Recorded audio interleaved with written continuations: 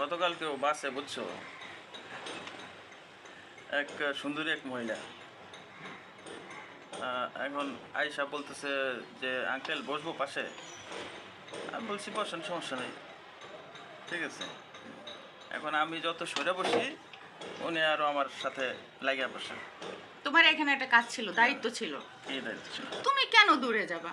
তুমি আরো কাছে আগায় তাকে আপন করে নিবা। এটা হচ্ছে মানে কি বলে, জার্নি পথের ভালোবাসা না। না না, এটা ঠিক, এটা তো ঠিক না। এটা হয়তো উনি কারো গার্লফ্রেন্ড হইতে পারে, উনি কারো তাতে বউ কি হইতে হয়েছে? পারে। জার্নি পথের এনজয়, জার্নি পথের এনজয় সবসময় আল্লাহর নিয়ামত সবসময় উপভোগ করতে হয়। যেমন আমরা এই রোডটা উপভোগ করছি, বলো তো।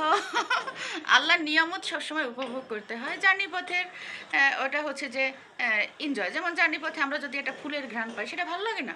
এরকম যদি জার্নি পথে তুমি একজন নারীর দেখা পাও, সেটা অনেক ভালো না? তোমরাই বলো। এখন যদি আমাকে বলে যে ভাই আপনার সাথে একটু আমি কোথাও ঘুরতে যাবো, চলেন।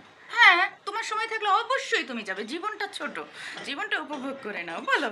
আচ্ছা, যদি বলে চলেন রেস্টুরেন্টে একটু চা কফি খাই। তো সমস্যা কি? তুমি কিন্তু বিলটা কিন্তু তুমি দিবা না। এই শোনো, তোমরা এরকম করলে বিলটা কিন্তু তোমরা দিবা না। কফি খাবা, সাথে বলবা খালি কফি খাওয়া তো ঠিক না, বলো।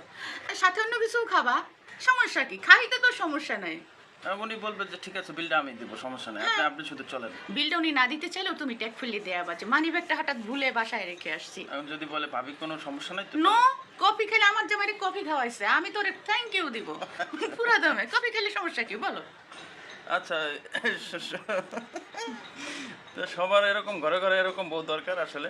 একদম দরকার, একদম দরকার, একদম দরকার, একদম। সবার ঘরে ঘরে এরকম এরকম লক্ষ্মী বউ আসলে থাকলে সবার জীবন অনেক সুন্দর হবে, অনেক সুখময় হবে, ঠিক আছে। আমি আশা করব সবার ঘরে ঘরে এরকম এরকম ওর মতো উদার মনের বউ থাকবে। উদাহরণের বউ থাকো।